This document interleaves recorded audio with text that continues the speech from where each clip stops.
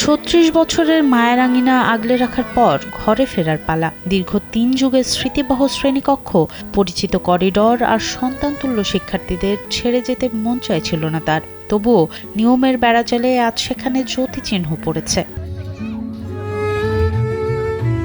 বুক ভরা বেদনা আর শিক্ষার্থীদের প্রতি অকৃত্রিম ভালোবাসা নিয়ে তিনি যখন বিদায় নিচ্ছিলেন, তখন চারপাশের বাতাস যেন ভারী হয়ে উঠেছিল। তিনি কেবল পাঠদানই করেননি, বরং সন্তানদের মতো আগলে রেখে গড়ে তুলেছেন হাজারো শিক্ষার্থীর ভবিষ্যৎ।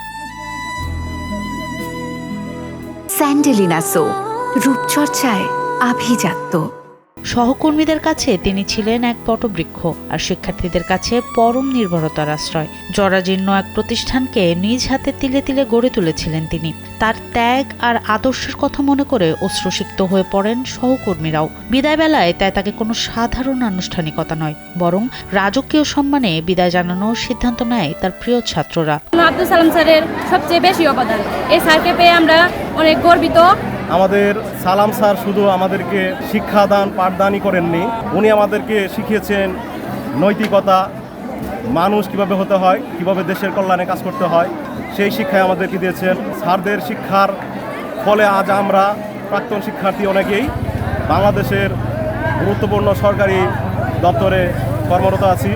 এই আবেগঘন বিদায়ের সাক্ষী হয়ে রইল জামালপুরের ইসলামপুর উপজেলার চর গোয়ালিন ইউনিয়নের ডিগ্রিচর উচ্চ বিদ্যালয়। বিদায়ী প্রধান শিক্ষক আব্দুস সালামের বর্ণাঢ্য কর্মজীবনের শেষ দিনটিকে স্মরণীয় করে রাখতে প্রাক্তন ও বর্তমান শিক্ষার্থীরা এক ব্যতিক্রমী উদ্যোগ নেয়।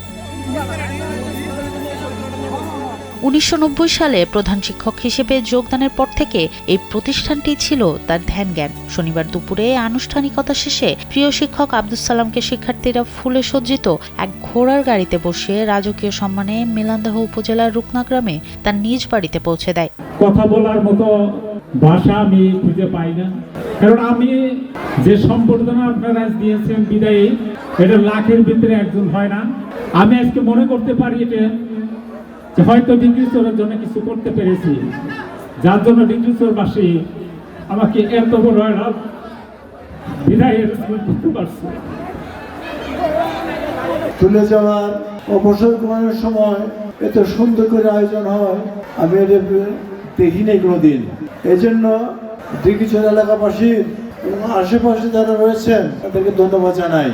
ওনাদের অক্লান্ত পরিশ্রমের বিনিময়ে আজ আমাদের এই ডিগ্রিচর উচ্চ বিদ্যালয় এই পর্যায়ে এসে দাঁড়িয়েছে। রাস্তার দুই পাশে দাঁড়িয়ে এলাকাবাসী গুরু শিষ্যের এই অনন্য ভালোবাসার বিরল দৃশ্য দেখে অভিভূত হন। একজন শিক্ষকের প্রতি শিক্ষার্থীদের এমন ভালোবাসা এলাকায় এক অনন্য দৃষ্টান্ত হয়ে থাকবে। সোনম সিদ্দিকী, কালবেলা।